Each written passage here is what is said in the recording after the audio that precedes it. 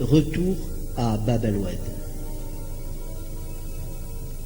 Je suis parti de mon pays, le cœur broyé par le chagrin. Un quart de siècle de nostalgie des amis perdus en chemin. Le bateau blanc de mon retour entr'ouvre la Méditerranée, mémé d'azur des premiers jours, maman la blanche de mon passé. Et je découvre les yeux mouillés allégés de mes jeunes années. Panoramique et minaret, rien n'a changé sous les palmiers. Sous mes semelles de blessures, ma ville natale est à mes pieds. La pluie coule sur ma figure, je reste tout seul sur le quai. Une valise dans les mains, je fais le chemin à l'envers. Autour de moi, les Algériens sont indifférents à ma guerre. Une guerre sans feu, une guerre sans armes que je livre contre moi-même. J'arrive à refouler mes larmes, on récolte ce que l'on sème. La place du gouvernement s'est baptisée place des martyrs. Sur son cheval, le duc d'Orléans a dû quitter El Djezaïr. Rue Babazoun, des yaoulèdes accourent vers moi les mains tendues. Je me dirige vers Bab el-Oued, l'enfant prodigue est revenu. Bugeaud m'ouvre toute grande ses portes, comme au temps des années 50. La langue française n'est pas morte en Algérie indépendante. Avenue de la Marne, sous les arcades, le soleil joue de la lumière, la jeunesse tape la promenade, je me crois revenu en arrière. Janils, Riveil et Pinelli m'annoncent les jardins guillemins où mon enfance a fait son lit, entre football, chaps et chagrin. L'émotion envahit mes yeux, aucun son ne sort de mes lèvres. J'avance d'un pas respectueux de peur d'éparpiller mon rêve. Toute mon enfance dans un regard qui semble dire dans un soupir « Pourquoi t'en reviens-tu si tard au pays de tes souvenirs ?»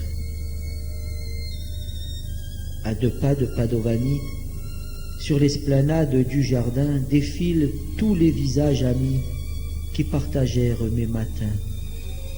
Gozlan, Mani et Médinet, Capot, Boisis et Abergel et toute la bande du quartier. Dieu que l'amitié était belle. Rien dans les poches, tout dans le cœur. On partageait ce qu'on avait, c'était le secret du bonheur, au chaud soleil de l'amitié. Le nom de ma rue a résisté au grand courant d'air de l'histoire. Autour de moi, rien n'a changé, des enfants jouent sur le trottoir. Mon balcon semble m'interpeller, comme le faisait jadis ma mère, qui me demandait de monter lorsque s'allumaient les lumières. Mon ascenseur a disparu, les rampes se sont envolées. Je monte les marches, le cœur à nu, l'odeur des murs me saute au nez. Je me recueille devant ma porte. La sonnerie a rendu l'âme. Elle n'aime pas la manière forte. La maison s'ouvre sur une jeune femme. Le musée d'amour d'autrefois accueille ma visite illusoire. Je ne retrouve pas mon chez-moi, ici rien ne sent le pied noir. On a pastelisé les murs de coloris acidulés. Je me referme sur ma blessure, comme un amnésique déphasé. Adieu maison de mon enfance. Adieu jardin d'adolescence, en exorcisant ma souffrance, j'espère atteindre l'indifférence. Et je remonte la rue Coquelin, je descends la rue Rochambeau, devant l'école c'est un gamin qui joue aux billes et aux noyaux. L'avenue de la Bouzarea, noire de monde et de pauvreté, offre une image de la Casbah qui aurait changé de quartier. Les 3 horloges repeintes en bleu oublient le temps de la mémoire, quand défilaient les jours heureux, éclaboussés d'accents pieds noirs.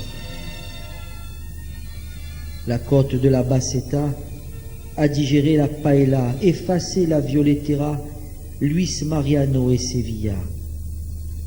Quant au quartier des Italiens, Claudio Villa n'y chante plus. On prie Allah ou Aladin au café des 3 avenues.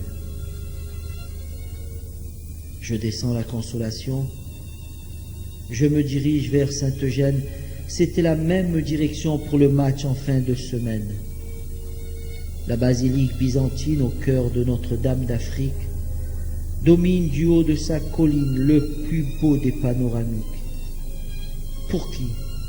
Pourquoi est-elle restée dans cet univers musulman?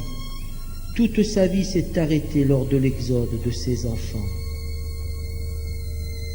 Le cimetière israélite où s'enfonce la tombe de mon père ouvre ses grilles pour la visite d'un homme en quête de prière. Dans le silence parfumé d'odeurs de pin et de cyprès, seul le Kaddish vient troubler ce temple de sérénité.